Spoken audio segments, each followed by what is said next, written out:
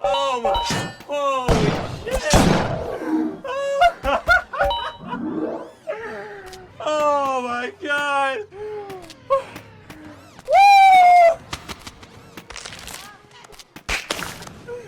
Oh Jesus! I can't fucking believe it worked! This fucking worked! All world records from this point included Fast Nut as a staple trick, until skee ball abuse was implemented into the any percent route, making the trick obsolete. Next is a 100% speedrun of Jak 1 by Outrageous Josh. Over the last few years, Josh has solidified himself as the best Jak 1 speedrunner, currently holding all world records in all of the major categories. Earlier this year, he broke the 1 hour and 35 minute barrier in 100%, and it all came down to the latter part of the run. He was up and down throughout, but going into Mountain Pass, he was 24 seconds behind world record. Given the nature of the endgame, he would need a huge time save during this section if he wanted to achieve a 134. There's a trick that Jak runners do in the any percent no lava tube skip category called tree hopping, and it goes something like this. You get full blue eco while driving a zoomer, and you jump off of a tiny slope on the ground and bounce off the top of a tree. If the bounce off the tree is good, you need to balance your zoomer mid-air and then hit a second tree at just the right angle. Then you land over a rock where there's a power cell waiting to be collected. Collecting the power cell by tree hopping versus intended mechanics saves about 25 seconds. This trick isn't completely routed in the 100% run since it's super inconsistent, and also due to the fact you have to do it over an hour into the run. If you miss it, the run is essentially dead. So just like Shift's Battle for Bikini Bottom run, Josh had nothing to lose, so he goes for it.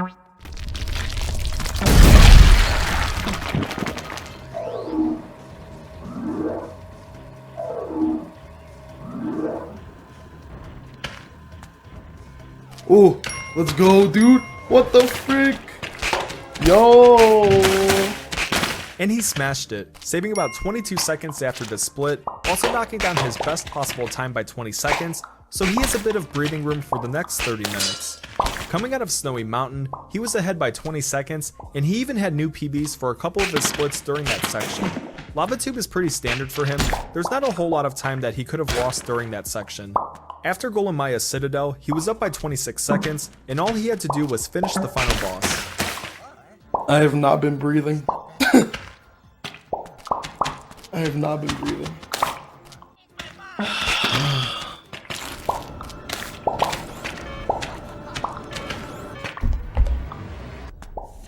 Oh!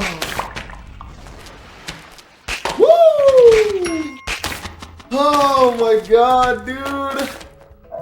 This category is so hard. My legs. I can barely feel my legs.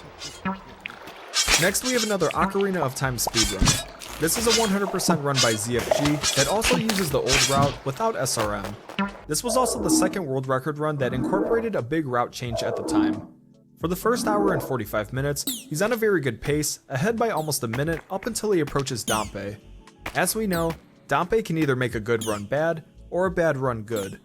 By giving him 10 rupees, he'll dig up a patch of dirt, but there is only a 10% chance that he'll dig up a piece of heart, which is necessary for 100%. There are 8 mounts to dig from in the graveyard, and the game keeps track of how many attempts you've made. On your 15th attempt, it guarantees a success, but on average, it's actually faster to exit and reload the area, so the counter will always be reset to 0. ZFG's world record was 4 hours 10 minutes and 17 seconds at the time, and had a second try Dompe. This run, however, had a 12th try Dompe, costing him 3.5 minutes. Alright, well the run's dead, but I'll continue digging until Dampe gives it to me, just to see what number I get up to. Any predictions? During the next half hour, he would manage to save roughly a minute back. Although still behind, things were looking doable, up until this specific room in Shadow Temple. So you need to use Link's hookshot to launch yourself in the air to collect silver rupees. For the last silver rupee of the room, which also unlocks the door, ZFG was too many pixels to the left, and missed it. He lands near the Redead in the room, which was a big problem. If the Redead spooks Link, it will lock him in place for a few seconds, and if you don't hit it or get away fast enough, it'll spook him again. Since ZFG missed the shot and landed near the Redead, it would go on to spook Link for about 40 seconds. In normal gameplay, you would just spend a second or two killing the Redead, but because of the glitches that are used, Link doesn't have a sword equipped, so there's no easy way of killing the enemy. He did have Daki sticks, but they were limited resource, so he wasn't able to use them. Oh my God. I've never missed that rupee falling. I'm so mad. I'm so mad, dude. I can't go in the door. That's never happened before. After finally getting out of the room, he's almost 2 minutes behind, so he's going to need a lot of time saved to be able to complete. At over 2.5 hours into the run, the spot where he could finally catch a break was Spirit Temple. He messed up the cutscene still in his PB, but nails it in this run. The other big time save was whether or not Twinrova would cooperate, and she did. He saves over 1.5 minutes on this section. Fast forwarding to almost 3.5 hours in, he saves time during the section when Link gets the bullet bag, golding the segment. This is also the first time since before Dampe that he was ahead of his PB. Right after this, he did the Ocarina memory game, which he had messed up in his PB. This small error was worth a whole minute of time saved, and he did it this time with ease, also achieving another gold split. For the next half hour, the run was very good with no notable time loss, and all he had to do was defeat Ganon.